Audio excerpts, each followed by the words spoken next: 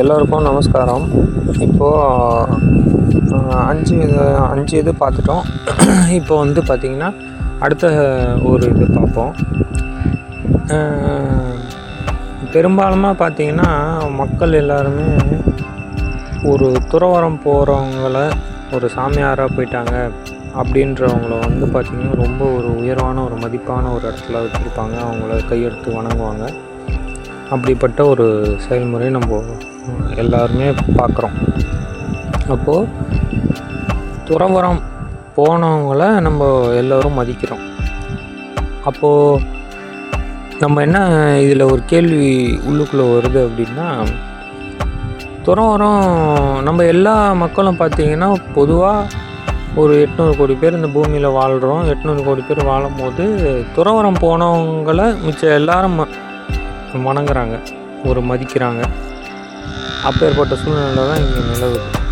இப்போ துறவரம் போனவங்க பார்த்திங்கன்னா வீடு வாசல், மனைவி, மக்கள், இப்படி எல்லாரையும் விட்டுட்டு எதையோ நோக்கி போகிறாங்க.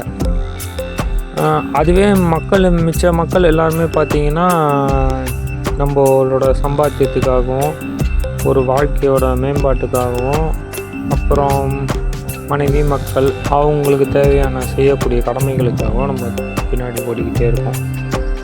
இப்போது இது உண்மையான கடமையா இல்லைன்னா அவங்க பண்ணுறது உண்மையான கடமையா? ஏன் நம்ம வந்து நம்மளே அறியாமல் அவங்கள வணங்குறோம்? ஒரு கோயிலுக்கு போகிறோம், அங்கேருந்து சிலைகளை வணங்கணும், எல்லாமே பண்ணோம், சாமி தெய்வம் அப்படின்னு சொல்லி நம்ம அங்கே வணங்குறோம். ஆனால் அதுவே பார்த்திங்கன்னா ஒரு துறவரம் போன மனிதர்களையும் வணங்குறோம். அப்படி ஒரு சில மனிதர்கள் பார்த்திங்கன்னா முன்னாடி வந்து அவங்க சமாதியாக இருக்காங்க. இப்போ அவங்களோட சன்னிதானத்தில் போய் நம்ம வணங்குறோம். இப்போது இதுக்கும் என்ன வித்தியாசம்? இதை பற்றி மக்கள் யாரும் அதை ஒரு நினைவுக்கு வச்சு அதை யோசிக்கிறதே இல்லை. அப்போது நம்ம இதை பற்றி கொஞ்சம் ஆராய்ச்சி பண்ணி பார்ப்போம்.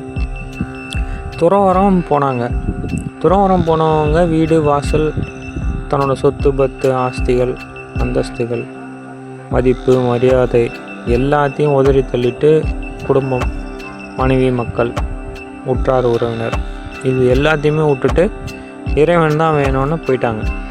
அப்போ இறைவன் தான் வேணும்னு போனவங்கள வந்து நம்ம மதிக்க செய்கிறோம். போலி சாமியார்கள் நிறைய பேர் இருக்காங்க, அதை ஒதுக்கிடுவோம், அதை பற்றி இப்போ பேச வேண்டாம். ஆனால் உண்மையாலே துறவரம் போகிறவங்க இருக்காங்க இல்லையா, அவங்கள பற்றி நம்ம யோசிப்போம். அவங்கக்கிட்ட நம்ம வணங்குறோம், அவங்கக்கிட்ட நம்ம வரம் கேட்குறோம்.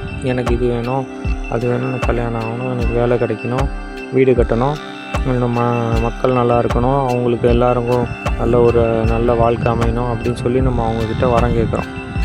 அப்போ இவங்கக்கிட்ட வரம் கேட்குறோம் அப்படின்னா அப்போ நம்ம சாமிக்கிட்ட போய் வரம்லாம் கேட்டோம், அங்கே நடக்கலைன்னு சொல்லிவிட்டு அது பொய்யா போயிடுச்சுன்னு சொல்லிட்டு இவங்கக்கிட்ட கேட்குறதா அர்த்தமா? அப்போது இதில் எது உண்மை அப்படின்றத நம்ம ஆராய்ஞ்சு கொஞ்சம் யோசித்து நல்லா பார்க்கணும். இப்போது நம்ம 5 விதமான சொற்கள் பற்றின அந்த விளக்கத்தெல்லாம் பார்த்தோம். இப்போ நம்ம இந்த விளக்கத்தையும் அதையும் ஒன்றாக்கி பார்ப்போமே. இப்போ பாருங்கள், துறவரம் போனவங்க நம்ம வாழ்க்கையில் ரெகுலராக நம்ம 24 மணி நேரம் எதுக்காக ஓடிக்கிட்டு இருக்கோம் அப்படின்னா பணத்துக்காகவும் நம்ம வாழ்க்கையோட மேம்பாட்டுக்காகவும் ஓடிட்டுருக்கோம். இது எல்லாத்தையுமே விட்டுட்டு அவங்க போயிட்டாங்க. அவங்கள நம்ம மதிப்பாக நினச்சி நம்ம வணங்குறோம். நம்மளே அறியாமல் நம்ம அவங்களுக்கு மதிப்பு கொடுக்குறோம் இல்லையா? ஒரு கட்டத்தில் நம்மளே அறியாமல் அவங்களுக்கு நம்ம மதிப்பு கொடுக்குறோம்.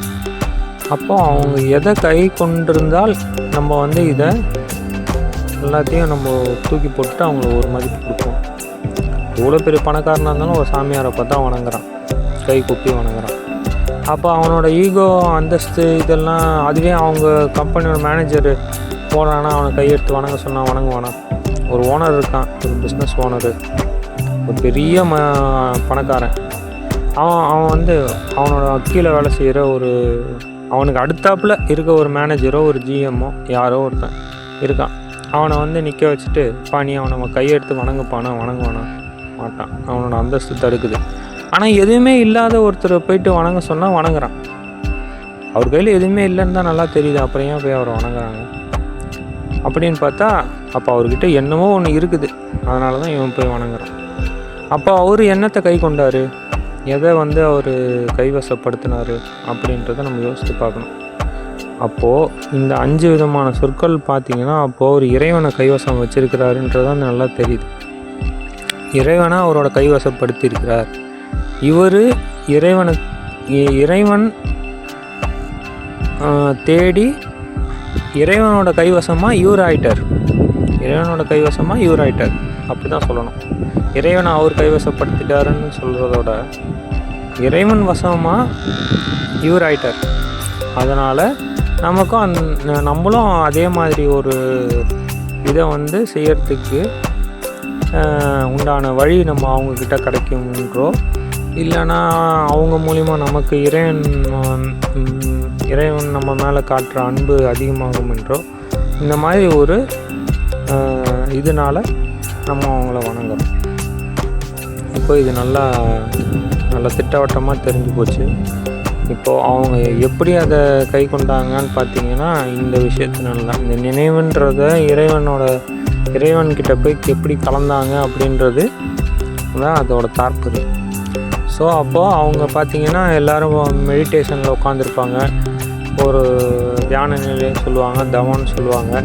இந்த மாதிரியான விஷயங்கள் மூலிமா இறைவனை அடைஞ்சாங்கன்றதை நம்ம பார்க்குறோம். இது ஒன்றுக்கான விளக்கத்தையும் அப்புறம் கொஞ்சம் கொஞ்சமாக பார்ப்போம். அப்படி தவம்னா என்ன, பாவம்னா என்ன, புண்ணியம்னா என்ன, இப்படி அடுத்தடுத்த இதில் வந்து ஒன்றொன்றுத்தையாக பார்ப்போம். இப்போது துறவரம் போனவங்க எதனால் துறவரம் போனாங்க அப்படின்னு பார்த்திங்கன்னா, தன்னுடைய அந்த நினைவை இறைவன் பக்கமாக சாய்ச்சாங்க. அது மூலிமா அவங்க இறைவன்கிட்ட ஏதோ ஒரு விஷயத்தை அடைஞ்சாங்க.